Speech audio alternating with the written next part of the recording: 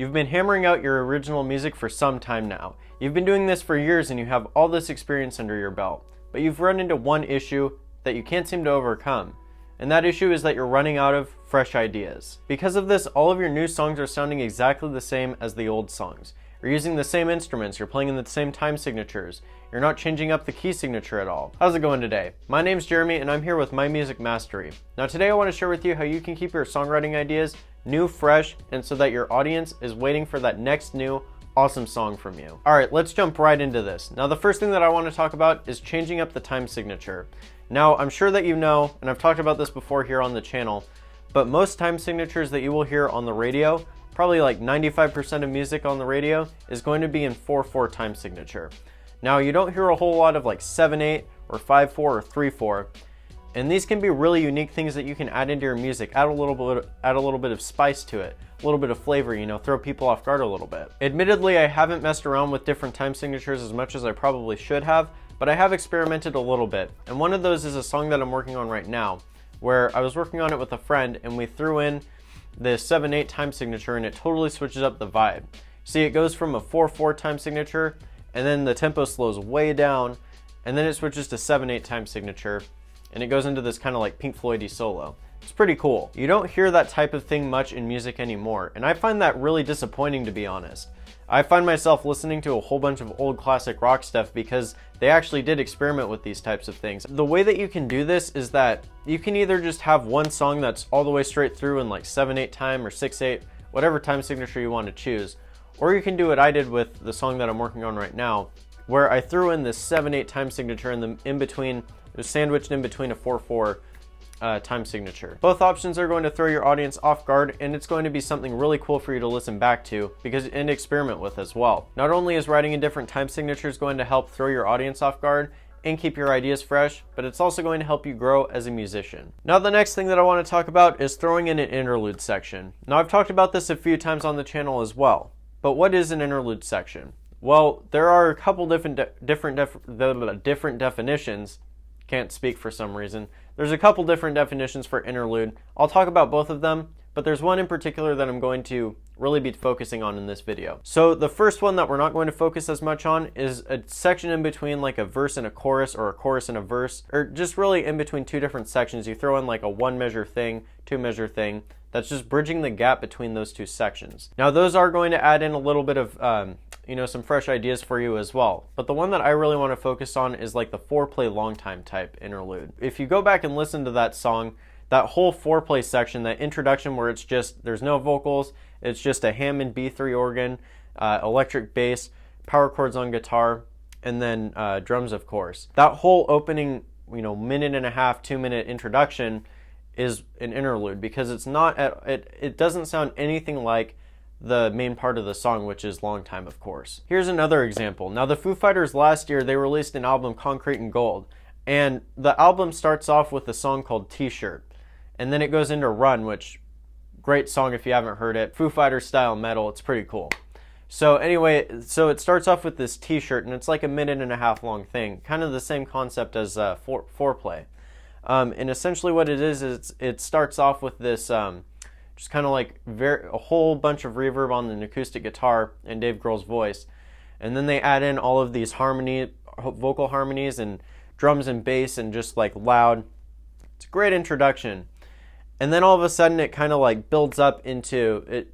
It's kind of it's more of an audio effect than an instrument, I think, but there's some synthesizer that's holding a note, and then they're kind of crescendoing it out. And then it stops, and then it goes into Run with this kind of a dreamscape type introduction. Now, even though on the record they are separated into two different tracks, I count them as the same song with just an interlude being T-shirt, because you can listen to just T-shirt and actually it would be a really good song if they would have expanded on that rather than it being an interlude. It works the best if you go from T-shirt into Run, so I count it more as an interlude than just a singular song. Now moving right along, the third thing that you can do to keep your musical ideas fresh is to use unique instruments. Use unique instruments. Try saying that 10 times fast. Now this is something that I know if you don't have those instruments at the ready, or maybe if you can have virtual instruments but you need those programs, of course, if you don't have those as options, then it can be a bit more difficult. But what I've actually found is that If I don't have access to something, most of the time I know someone who does have access to those things that can help me out, or they know someone who does have access to those things. So if you don't have those options at your your dispense, go reach out to people that you know, other musicians. Now, of course, you have like the main band type instruments, which are, drums, bass, guitar, keyboards, and vocals, right? Of course, these are really essentials for a lot of songs that you're going to be writing, but don't let that be your, a lot of the time you have like, they call it a security blanket, or they call it, your comfort zone. Get out of your comfort zone and experiment with, here, check this out. Now this is my didgeridoo. I don't know how to play this thing yet. I can't circular breathe, but I would love to throw this into a recording sometime. Like, it's a fucking didgeridoo. Like, that'd be freaking sweet. But anyway, adding things like a didgeridoo, you can add in things like a djembe if you want to add some like African style percussion. Add in things like the Beatles, for example. They used a ton of just very strange instruments. George Harrison knew how to play sitar. I think he spent some time in India for a while, and he picked up the sitar while he was there. I don't know the whole story, but it was something like that. He threw that into a lot of their songs, and it was really some unique stuff. If you think psychedelic Beatles with Indian style music, it's pretty weird, but it's still really unique, and it's something that I really have only heard the Beatles do. So just, if you have access to those instruments, like I said, if you do have access to virtual instruments like Contact, if you're into recording at all, you need to get Contact. I highly recommend it. It has helped me tremendously in my recording process. But that's a great resource because especially the one that I have, it has things like virtual sitars. It has things like virtual African instruments that I don't have access to at all. And I'm able to throw these into my mixes. But once you start adding these new instruments into your music and you start experimenting with them, seeing how they work, you will see a world of difference in your music, and you're not going to sound so generic and like everyone else. Now, the fourth thing that we can do to keep our musical ideas fresh is to change up the tempo. Now, this can go hand in hand with the tip that I talked about earlier, which was change up the time signature. But really, this is something that can throw your listener for a loop. It can really make your music sound unique because a lot of songs are just straight through the song at the same tempo. A great example of this actually is Freebird. Freebird, song that everyone shouts out when they're at the bar. But anyway, yeah, you've got that song starts off with like the more slow, like piano driven, acoustic guitar driven song or section of the song, and then all of a sudden it switches. What's it do? It goes bum ba dum bum bum ba da ba da da. Goes like up to here. Goes from ba dum bow ba ba ba dum bow ba dum bow wow. And then all of a sudden it goes bum ba dum bum bum ba da ba da da bum ba dum bum bum ba da ba da da. I got off tempo there, but you get the point. So you can add in things like that. Maybe even model Freebird. I'm not saying like write the exact same song as Freebird, but maybe you want to add in a section or write a song that's more like more of a sad song, just acoustic guitar driven, piano driven, really slow. And then all of a sudden, you just start to increase the speed. And all of a sudden, you're something like that. And then you have shredding solos or whatever you want to do over the top. And then maybe, that song in particular ends, they end on fermatas basically. They just hold out the notes and then end on a crash, I think. But maybe what you want to do is rather than, maybe you have like a psh, psh, psh, just like have like 3 crashes or something. And then go back to like the slow section and then like have it fade out or I don't know, whatever you want to do, it's your song, but that's something that I would do is I would think in terms of, okay, how can I switch up the tempo on this song? Tempo is one of those things that's going to determine the emotion of the song. So, if you have a sad song, chances are you're probably not going to have it at like 200 BPM or whatever. That's going to be a more energetic song. It might even be more of an angry song than a sad song. You have to think in terms, I bring this up all the time on this channel, you have to think in terms of the story that you're trying to tell within your song. You have to think of what emotions you're trying to convey, otherwise you might send like mixed messages, unless that's your goal, of course. You do you. But that's what I would recommend is go back to the story that you're trying to tell, think about what emotions you're trying to convey, and that will determine the tempo that you want to put into your song and any tempo changes that you want to put in. Alright, now this is a pretty unique one that really you don't hear it too much, but it's something that I would love to add into one of my songs eventually, but add in an acapella section. Now, the first song, when I was writing up the outline for this video and the points that I wanted to bring up, the first song that popped into my mind when I thought of an acapella section was Tribute by Tenacious D.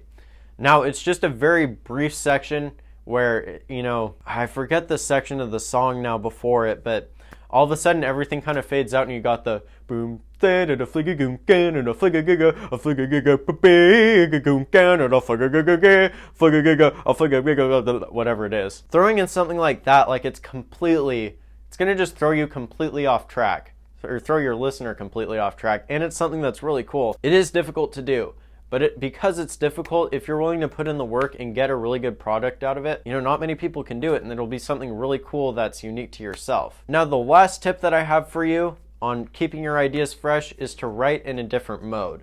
Now, modes I'm still learning a little bit about, admittedly, but I do know a little bit.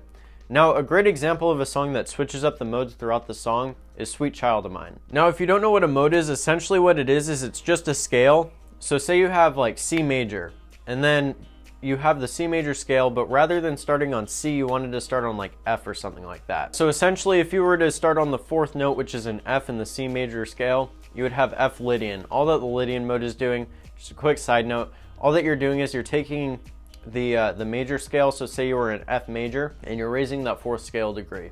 So that's for the Lydian mode. So rather than having F, G, A, B flat, C, rather than having that, you would have F, G, A, B natural, C. Getting back on track, Sweet Child of Mine is the example that I had written down for this because it switches up so much into different modes and keys. But this song starts off, the introduction is in D flat mixolydian, which is going to start on the 5th note of the major scale that the song is in. So then the first solo section, I think all of the solo sections really for the most part, other than the ending, go into E flat minor.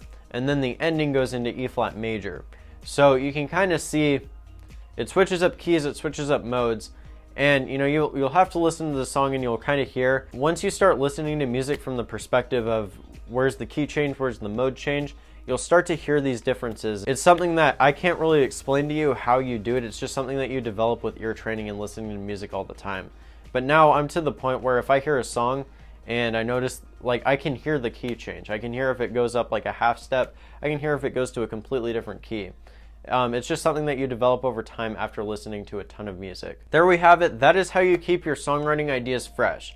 Thank you for checking out this video. Now, before I let you go, I do want to let you know that I've got a free gift for you down below this video in the description. If you go down there, you'll find my Smash It Secrets PDF. Essentially what it is, it's my songwriting flowchart. I put my entire songwriting process into this PDF for you, as well as some other resources.